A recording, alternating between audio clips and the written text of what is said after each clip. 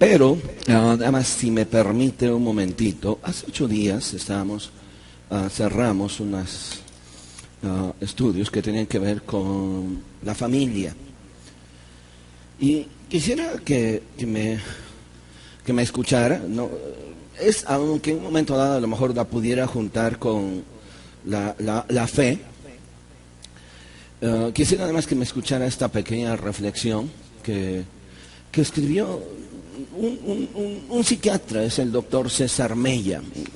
Por allí me llegó y lo escribió, pero me llama la atención, porque yo no sé si sea cristiano o no, pero quiero que escuche bien para los que son papás o los que somos papás. Y los que estamos preocupados por la situación en la que viven o estamos viviendo hoy en día. Usted recordará la situación, la tragedia que pasó hace unos días en Chihuahua, en la que unos niños estaban jugando, ¿verdad? Jugando al secuestrador, y mataron al pequeño Christopher de 6 años. Y pues a nivel nacional y mundial fue un impacto muy fuerte. Y él hace una reflexión acerca de esto. Si usted me permite leérselo, y quiero que escuchen lo que él dice. El pequeño Christopher, de 6 años de edad, fue asesinado por adolescentes cuando jugaban al secuestro. Sumergidos en el violento juego, lo asfixiaron, lapidaron, apuñalaron y lo enterraron. Nos preguntamos asombrados qué está pasando en este país al ver las atrocidades que ya son cotidianas en las noticias, y al mismo tiempo nos confortamos liberándonos cómodamente de la responsabilidad de actuar, culpando siempre a nuestro gobierno de toda la inseguridad que se vive en las calles.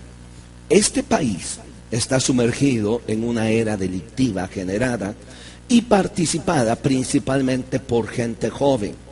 Yo me preguntaría y plantearía lo siguiente. Pregunta: ¿cómo eduqué o estoy educando a mis hijos? ¿Qué valores inculco o inculqué a mis hijos?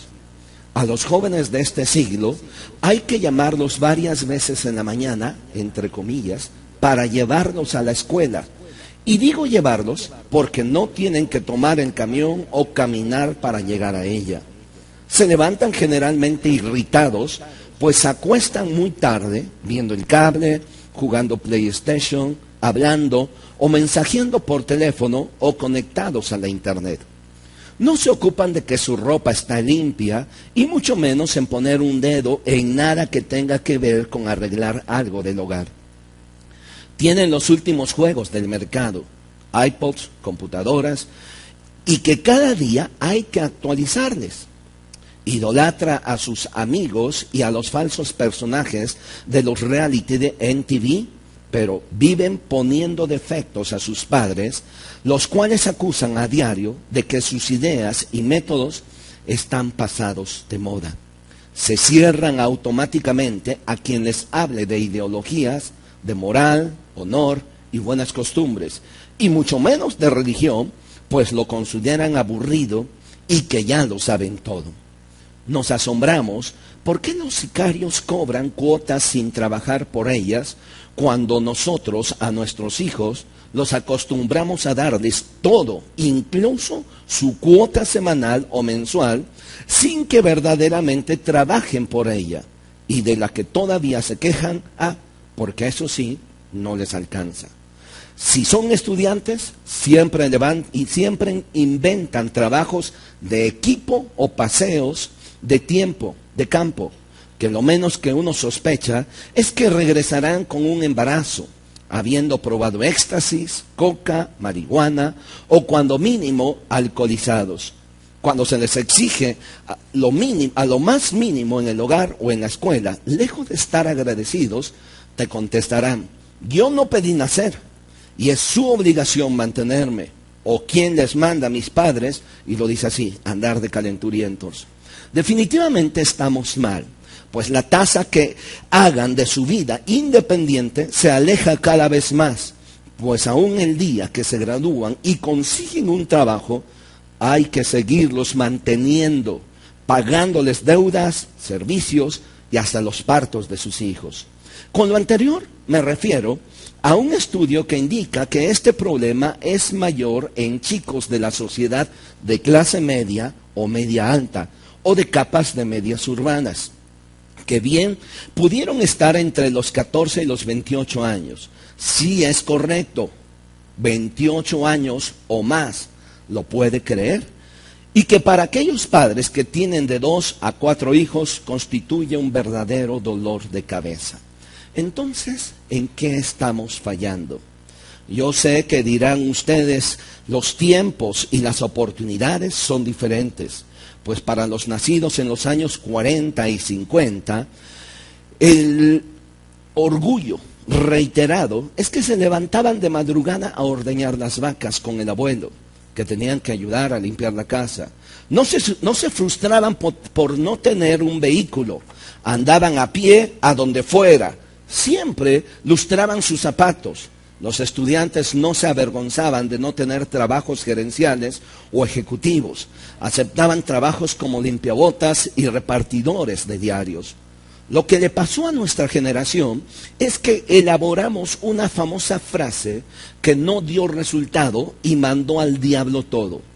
Yo no quiero que mis hijos pasen trabajos y carencias que yo pase, decimos los padres. Nuestros hijos no conocen la verdadera escasez, el hambre. Se crearon en la cultura del desperdicio: agua, comida, luz, ropa, dinero. El dame y el cómprame siempre fue generosamente complacido, convirtiéndonos en habitantes de una pensión con sirviente incluido y todo incluido, que después queríamos que funcionara como un hogar. Es alarmante el índice de divorcios que se está generando. Se marchan al exterior a la conquista de una pareja y vuelven al hogar a los cuantos meses divorciados porque las cosas les están apretando. Ninguno de los dos quiere servir al otro en su nueva vida. Y como nunca batallaron en su pensión, con sirviente incluido, a las primeras carencias en su nuevo hogar, avientan el paquete y regresan a casa para que mamá o papá continúen resolviéndoles la vida. Este mensaje es para los que tienen hijos pequeños y que pueden todavía moldearlos. Edúquenlos con principios y responsabilidades. Háganles el hábito de ser agradecidos. Háganles el hábito de saber ganarse el dinero, la comida, la ropa, el costo de la estancia en la casa, de la cual no aportan para el pago de servicios. Háganles saber lo que cuesta cada plato de comida, cada recibo de servicio. Háganles sentir en su casa cómo se comportarían ustedes en casa ajena cuando van de visita. Por ese domingo o cuota semanal o mensual, pongan los sábados o domingos a lavar los carros a los hijos, limpiar la casa, no su cuarto. Este debe ser obligatoriamente limpiado siempre sin ningún pago a cambio. Háganles la costumbre de limpiar sus zapatos, de que paguen simbólicamente por todo lo que gratuitamente reciben. Implántenles la ideología de meritar una especie de beca escolar que ustedes pagan y que por la que ellos no pagan ni un centavo. Eso puede generar una relación en sus mentes: trabajo igual a bienestar. Todos los niños deben desde temprano aprender a lavar, planchar, cocinar, para que entiendan la economía doméstica en tiempos que podrían ser más difíciles. Cuida lo que ven y ve con ellos la televisión. Evita caer en el vicio social llamado telenovelas, los videojuegos violentos, la moda excesiva y toda la electrónica de la comunicación. Han creado un marco de referencia muy diferente al que nos tocó. Estamos comprometidos a revisar los resultados de si fuimos muy permisivos o si sencillamente hemos trabajado tanto que el cuidado de nuestros hijos queda en manos de las empleadas domésticas y en un medio ambiente cada vez más deformante. Ojalá que este mensaje llegue a los que tienen muchachos pequeños y puedan cambiar o hacer algo al respecto, pues ya los abuelos pagaron la transición. Que cada quien tome lo que nos corresponda. Por el doctor César Mella, psiquiatra. pues ahí se los dejo de tarea para que lo añadan por ahí en sus apuntes, si es que lo hicieron, de la semana pasada de la familia. Acompáñeme abriendo su Biblia, por favor, en Mateo capítulo 24. Tenemos pocos minutos, pero creo que no hemos desperdiciado nada. Pero quisiera que vayan a casa con un mensaje de fe. Como acabamos de ver, estamos viviendo tiempos convulsionados. Mateo capítulo 24, por favor. Estamos viviendo tiempos difíciles. Y esos tiempos difíciles no son otra cosa que lo que la Biblia nos enseña, señales de la venida del Hijo del Hombre. Es decir, señales de la venida de Jesucristo. Cuando usted lee Mateo capítulo 24, usted va enumerando cada una de esas y las va palomeando. Nos vamos a sorprender o nos damos cuenta que cada una de las cosas que Jesús dijo hace más de 2000 años, de las señales que habrían de suceder antes de su venida, están al 100% casi cumplidas. Dentro de esas señales, la Biblia nos enseña que una de las cosas que nosotros necesitamos es fe. Y déjenme decirles por qué. Cuando Jesús habla de todas las señales, habla de un hombre llamado Noé. Vea por favor lo que dice Mateo capítulo 24, versículo 36.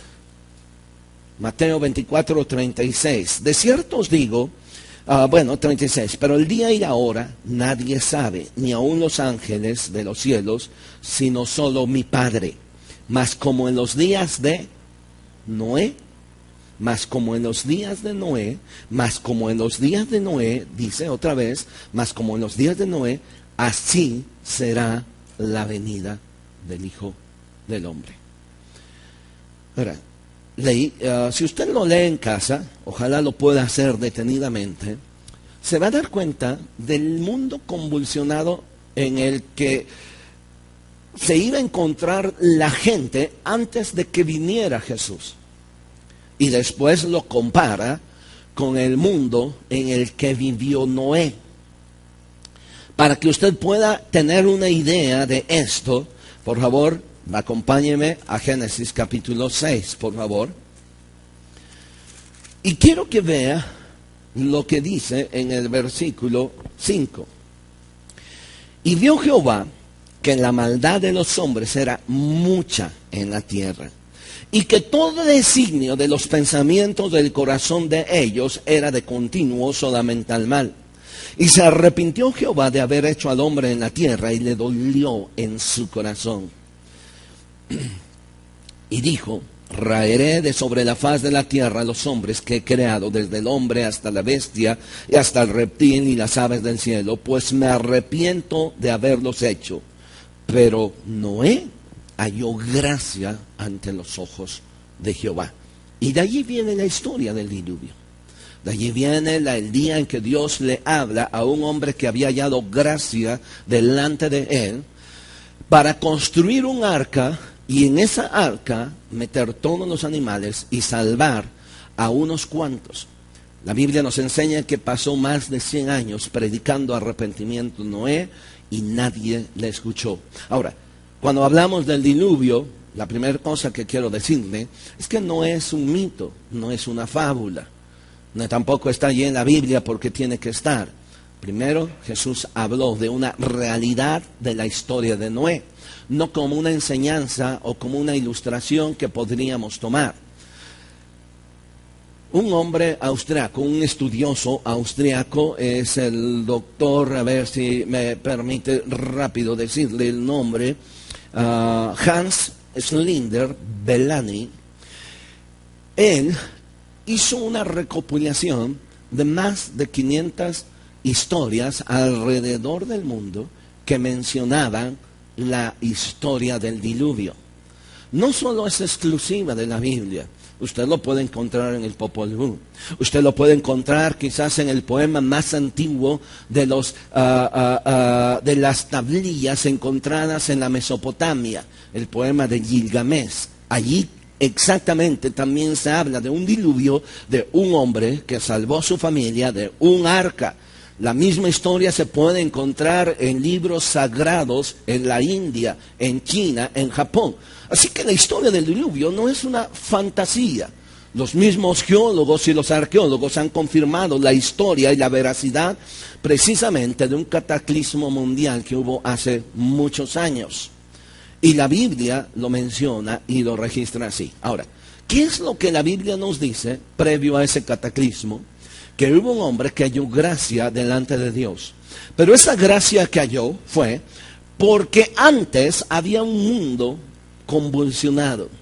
Llegó el momento en que en el versículo 5 del capítulo 6, dice, y vio el Señor que la maldad de los hombres era mucha en la tierra y que todo designio de los pensamientos del corazón del hombre era de continuo solamente al mal.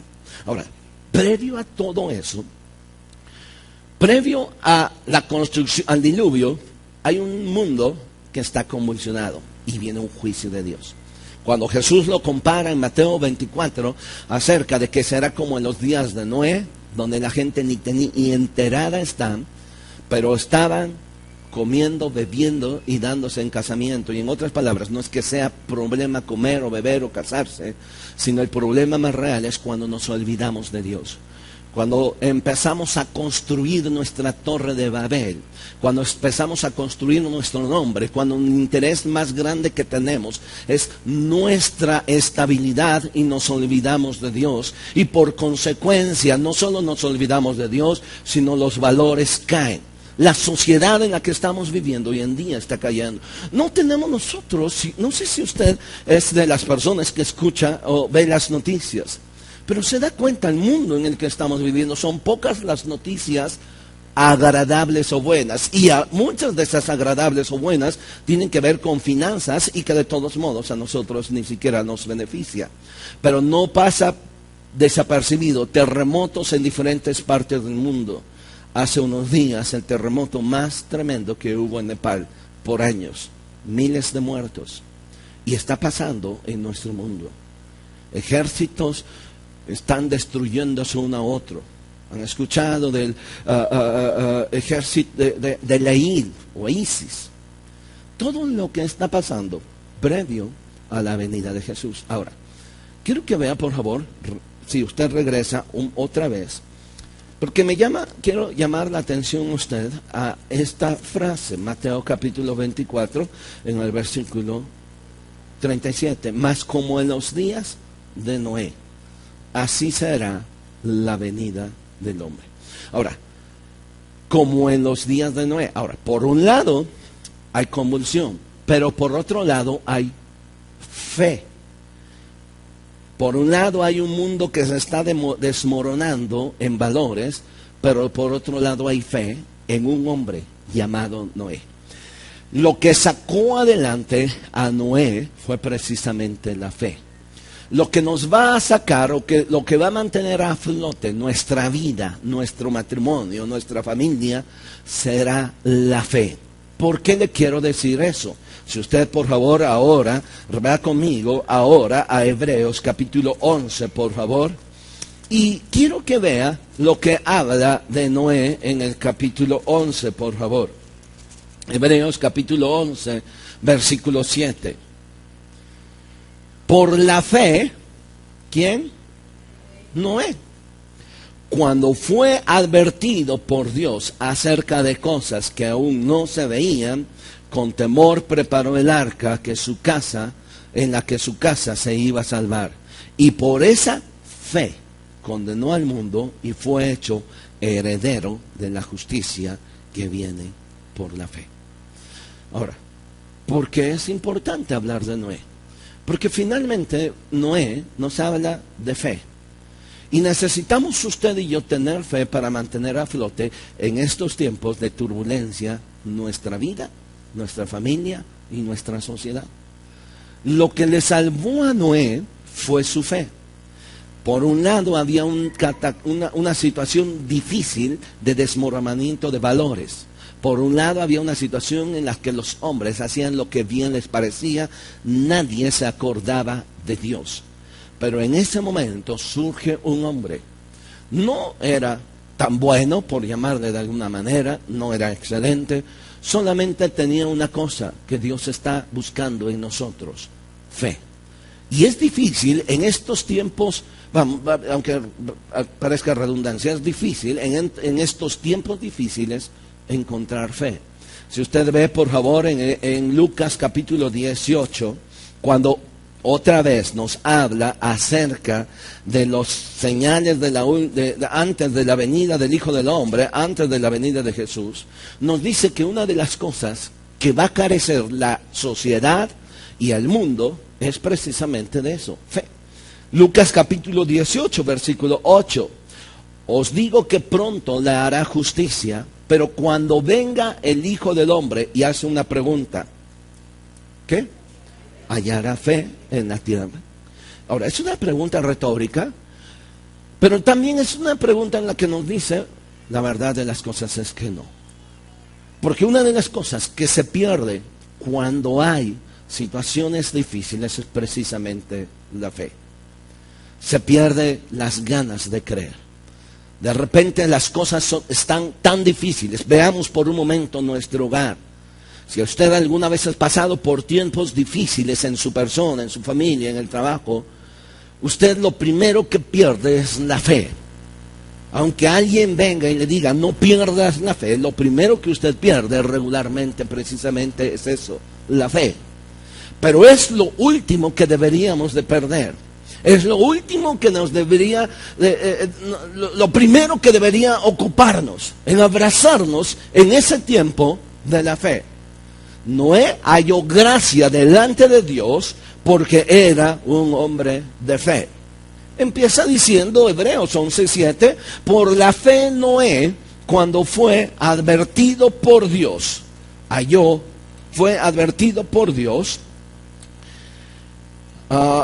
de cosas acerca de las que aún no se veían, con temor preparó el arca en que su casa se tenía que salvar. Hay algo que usted y yo tenemos que aprender. 3 lecciones, se las digo así rápido. Número 1, la fe es una advertencia de lo que no se ve. Observe por favor en el versículo 7. Por la fe Noé, cuando fue advertido por Dios acerca de cosas que aún no se veían. Mire, Noé en su vida había visto llover. Y un día viene Dios y le dice: va a llover. Usted me dice: ¿pero dónde dice? Bueno, por favor, quiero que me acompañe a Génesis capítulo 2 rápido. Y vea lo que dice en el versículo 4, 5 y 6, cuando Dios creó el cielo y la tierra. Estos son los orígenes, Génesis 2, 4, 5 y 6, estos son los orígenes de los cielos y de la tierra cuando fueron creados. El día que Jehová Dios hizo los cielos y la tierra, versículo 5. Y toda planta del campo antes que fuese en la tierra, y toda la hierba del campo antes que naciese, porque Jehová aún no había hecho llover sobre la tierra, ni bestia, ni había hombre para que labrase la tierra, sino que subía de la tierra un vapor, el cual regaba toda la faz de la tierra. Hasta el tiempo de Noé no había habido lluvia. Este pasaje nos dice, podría ser raro, que la lluvia era al revés, era de abajo hacia arriba. Salía de la tierra un vaporcito que regaba toda la tierra y no llovía. Así que un día viene Dios a Noé y le dice: Noé, prepara un arca porque va a llover. La primera cosa es que es extraño la misma palabra. Y Dios le tendría que haber explicado: llover significa que esto que tú ves, esta agua, en vez de que salga de aquí para allá, ahora esta agua va a salir de allá para acá.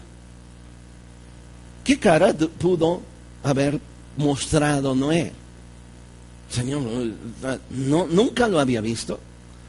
Era irracional entrar en su mente de que esa agua que por años, por generaciones, hasta este momento Noé tenía aproximadamente 500 años. Así que en su experiencia, nada tan corta de 500 años, no había visto llover. Y viene Dios y le dice, va a llover, ahora va a caer agua de allá del cielo hacia acá. Si usted regresa otra vez a Hebreos 11:7, dice, por la fe Noé, cuando fue advertido por Dios acerca de cosas que aún no se veía, con temor preparó el arca. Aún no llovía. La fe tiene que ver no con las cosas que nos entran a veces en la razón. La fe tiene que ver no con las cosas que nosotros podemos digerir.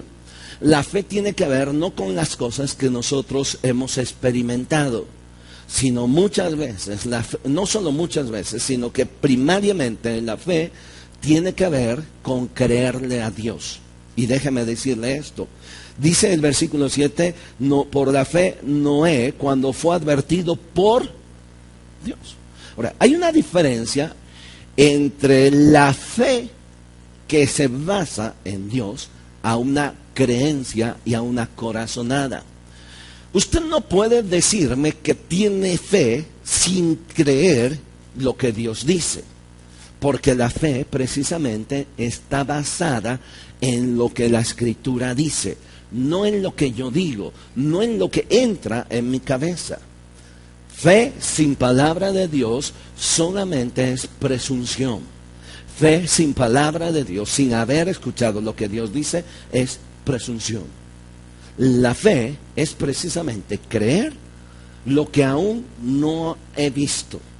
Creer, como dice en el versículo 1 de Hebreos 11:1, es por la fe la certeza de la que se espera, la convicción de lo que no se ve. No lo vio. No había visto Noé llover nunca en su vida. Pero viene Dios un día y le dice, va a llover. Y él le cree a Dios. Porque eso es fe. ¿Por qué quiero enfatizar esto hoy en esta mañana con usted? Porque precisamente es lo que usted y yo necesitamos para sacar adelante nuestra vida, nuestro hogar, nuestra vida cristiana, fe. Tal vez estemos en una situación que por un lado vemos situaciones difíciles y por otro lado Dios nos dice, no te preocupes, yo te voy a sacar adelante.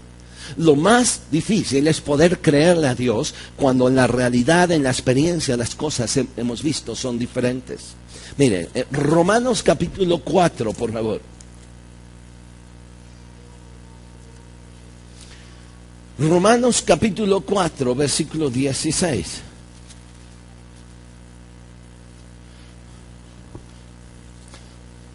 Noé tuvo una palabra de Dios. Sin una palabra de Dios, yo no puedo tener fe. Romanos capítulo 4, 16, y versículos 16, 17 y 18, dice, por lo tanto, es por fe para que sea por gracia, a fin de que la promesa se afirme para toda su descendencia, hablando de la vida de Abraham en este caso, ¿sí? Es por fe. 16, por tanto es por fe para que sea por gracia, a fin de que la promesa sea firme para toda su descendencia, no solamente para la que es de la ley, sino también para la que es de la fe de Abraham, el cual es padre de todos nosotros, como está escrito, te he puesto por padre de muchas gentes delante de Dios, a quien creyó, el cual da vida a los muertos y llama, como dice, a las cosas que no son como si fuesen. Eso es fe. Llamar las cosas que no son como si fuesen. Pero a ver, quiero aclarar esto. Hay una gran diferencia entre la doctrina de la expresión positiva a la fe. Este pasaje dice ya que la fe llama a las cosas que no son como si fuesen. Pero ojo, tiene que ver con lo que Dios dice que es, no lo que yo digo que es. Hay una diferencia entre la llamada declaración, que usted lo cree, lo decreta y lo reclama. Usted puede creer lo que quiera, decretar lo que quiera y reclamar lo que quiera, pero nunca va a suceder nada, se está engañando, si no ha venido una palabra de Dios primero. ¿Me estoy explicando? Esa es una filosofía muy engañosa. Es una filosofía que trata de engañar y suplantar a Dios mismo. Porque no importa todo lo que usted cree, no importa todo lo que usted se imagine, no le importa todo lo que usted construya para después reclamar y después decretar y hacer que las cosas son como si no fuese. No, Dice este pasaje precisamente que la fe llama a las cosas que no son como si fuesen, pero es basado en lo que Dios dice. Vea en el versículo 18, hablando de Abraham, dice, él creyó en esperanza contra esperanza para llegar a ser padre de muchas gentes, conforme a ¿quién? A lo que se le había dicho, así será tu descendencia. ¿Quién le había dicho? Dios. Está claro. O sea, no tiene que ver con nombro, lo creo, lo decreto y lo reclamo. Es una falacia. Y eso es una, aunque parezca raro, pero eso es una doctrina satánica, porque hace a un lado lo que Dios dice. No es nombrarlo. No es que usted lo nombre, lo crea, lo decrete, no. Usted puede decretar, o sea, se dice creer y nombrar y todo eso, pero si no hay una palabra de Dios en eso, no va a funcionar. Es aprender a creerle a Dios. La primera cosa que nos enseña, la primera lección de fe, es que Noé le cree a Dios lo que no había visto en su vida. Esa creencia en Dios de lo que no había visto en su vida tiene que ver con una segunda cosa, con escuchar la voz de Dios. La fe viene por el oír y el oír. Entonces, ¿qué es lo que me va a ayudar en la fe? ¿Lo que creo, lo que nombro y lo decreto? No, lo que yo oigo que Dios dice. Y tal vez en esta mañana necesitemos cambiar el chip en nuestra mente y aprenderle a creer a Dios y a creer lo que Dios ha dicho en su palabra. La segunda cosa que provoca, o la segunda lección que quiero ponerle aquí, en Hebreos, por favor, capítulo 11, versículo 7, es que la fe es el resultado del temor. Hebreos 11, 7. Por la fe Noé, cuando fue advertido por Dios acerca de cosas que aún no se veían, ¿qué dice? ¿Cómo dice? Con temor. Preparó el arca. Con temor. Ahora, muchos hoy en día nos dicen, es que yo no puedo creer en un Dios de temor. Pues es el Dios que usted quiera tener. Pero el Dios de la Biblia es un Dios que tuvo temor a Abraham. El Dios de la Biblia es un Dios que sobrecoge. La sociedad hoy en día le falta una cosa, temor. ¿Por qué están nuestros valores tan abajo? ¿Por qué unos niños de 12, 13 años matan a un niño de 6 años jugando al secuestro, lo lapidan, lo entierran y como si nada? Falta temor. ¿Por qué es tan fácil que un hombre le quite la vida a otro hombre? Le falta temor. ¿Por qué es tan fácil que los valores morales de fidelidad, de integridad, nosotros los hagamos a un lado? Falta temor. ¿Por qué es tan fácil salir y robar? ¿Por qué es tan fácil amedrentar? ¿Por qué? Precisamente porque falta temor. Si no, mire, por favor, ¿cómo describe Romanos capítulo 3 una sociedad y la razón de ¿por qué está esa sociedad? Romanos capítulo 3, versículo 10. Como está escrito, no hay justo ni a uno. No hay quien entienda, no hay quien busque a Dios. Todos se desviaron a una, se hicieron inútiles. No hay quien haga lo bueno, no hay ni siquiera uno. Sepulcro abierto es su garganta, con su lengua engañan, veneno de áspides hay debajo de sus labios. Su boca está lleno de maldición, de amargura. Sus pies se apresuran para derramar sangre, quebranto y desventura hay en sus caminos, y no conocieron el camino de paz, y no hay temor de Dios. ¿Se da cuenta? O sea, si usted dice, es que yo no creo en un Dios de temor, por eso estamos como estamos. Porque el principio de la sabiduría es... Pero la verdad de las cosas es que de los púlpitos nosotros hemos tenido la culpa, hablando tanto de amor, que haciendo a un lado que el temor de Dios es importante. Muchas de las cosas que van a frenar las decisiones incorrectas hacia el pecado tendrán que ver con temor. Dios de una manera natural nos pone temor. Usted párese a la orilla de un edificio de 50 pisos y se le encoge hasta los calcetines. Pero hay personas que tienen un problema, porque no es natural, en donde la adrenalina les sube y se pueden parar y no tienen ningún temor.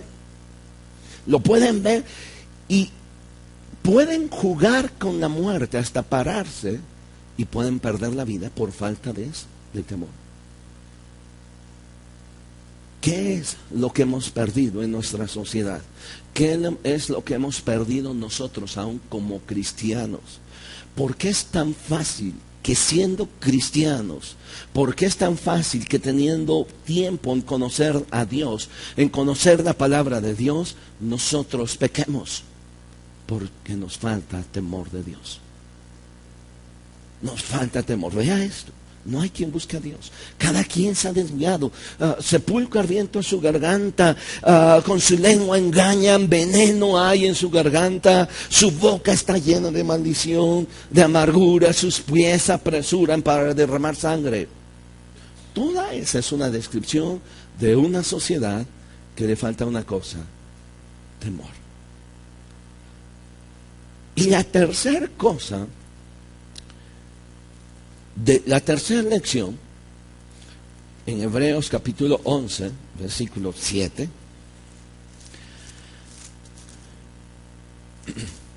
por la fe Noé, cuando fue advertido por Dios acerca de cosas que no se veían. La fe le cree a Dios de las cosas que no se ven.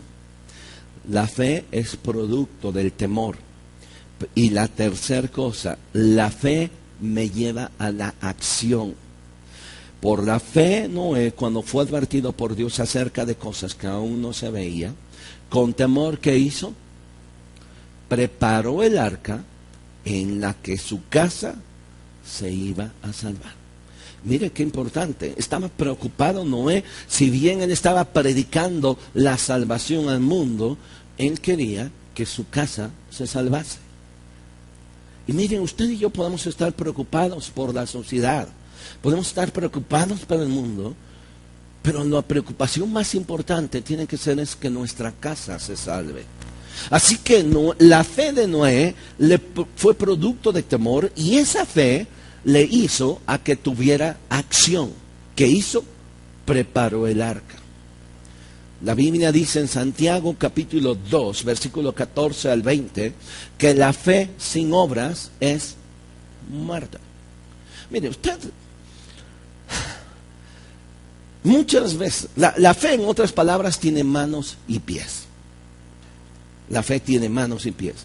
Hace unos días, por allí en el Face de Huerto, se puso una frase: oramos para que en nuestra ciudad haya una integración, las familias se vuelvan a Dios, la palabra de Dios recorra en toda la ciudad. Y por allí apareció un comentario de alguien X, por allí, que decía: yo por fe lo declaro que el reino de Dios está aquí en la tierra. Y yo conocí quién puso esa frase. Pero es la persona que cuando ha habido alcance evangelístico para salir y predicar el evangelio, ni se para. Usted puede proclamar, pero no va a suceder nada, porque la fe tiene manos y tiene pies. No se trata que desde la comodidad de su casita usted crea y declare que el gobierno de Dios está en nuestra ciudad. ¿Va a suceder algo? Nada.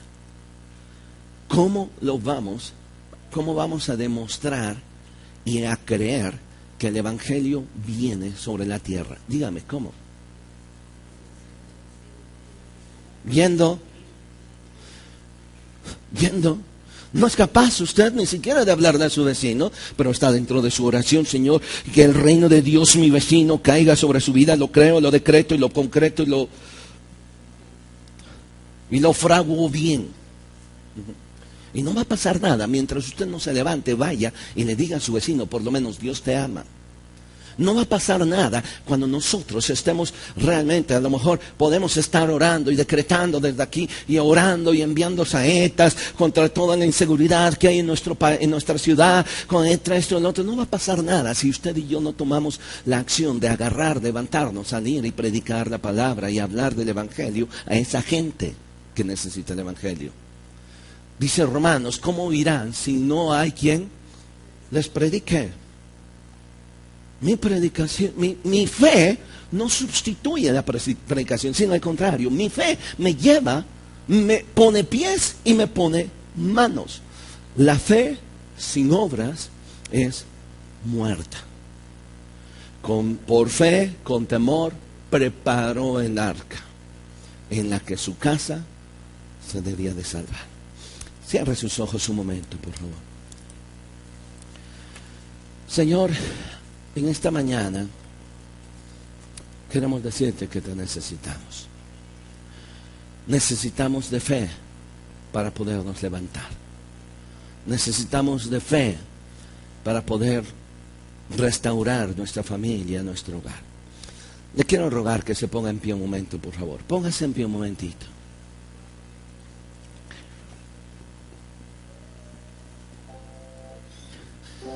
Quiero que con sus ojos cerrados, rápido. Mire, por la fe Noé, con temor, preparó el arca en la que su casa se había de salvar. Él estaba preocupado por el mundo. Tenía una encomienda de Dios para el mundo. Pero lo que preparó es para su casa. Lo que hizo fue para su casa.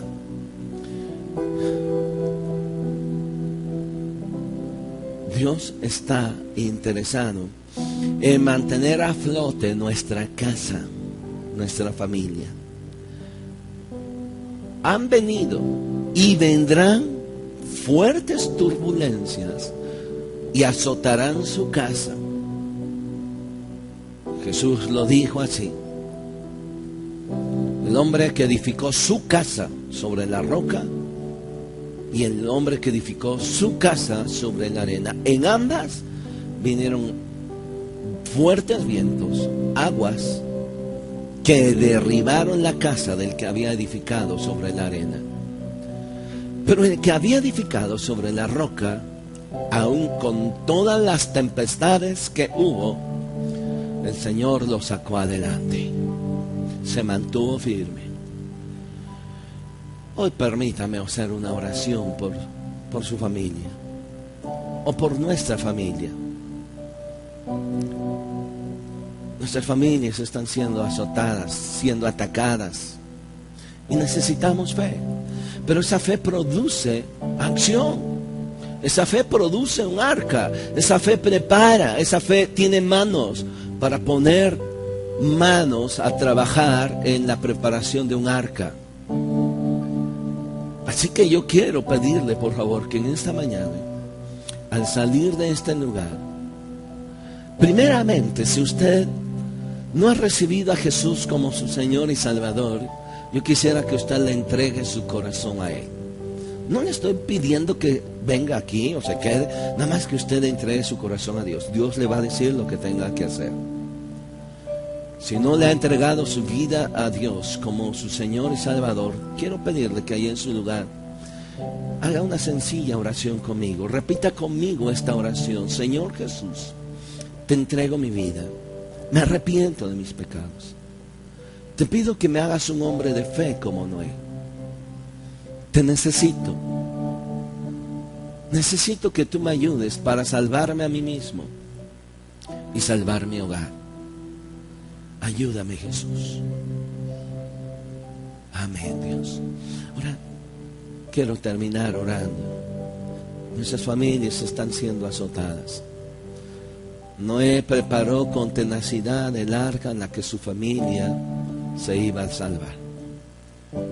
Por favor, es tiempo de preparar.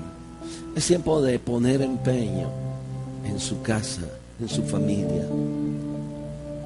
Es tiempo de abrir sus ojos, por favor, y ver el peligro que están corriendo sus hijos, su esposa, su esposo. Es tiempo de en esta mañana decirle: Dios, quiero empezar a construir. Tal vez sea un neófito para hacerlo, pero quiero que tú me ayudes a construir esa arca Quiero que tú me ayudes, Señor, para que allí mi familia esté. Va a ser tiempos difíciles, pero allí mi familia debe de estar. Y yo debo estar al frente. Padre, oramos por cada familia que está aquí. Y oramos, Señor, para que tu bendición durante esta semana esté hablando a nuestros corazones. A cada familia, a cada corazón. Gracias, Señor Jesús. Amén, Dios. Y amén. Yo quiero animar.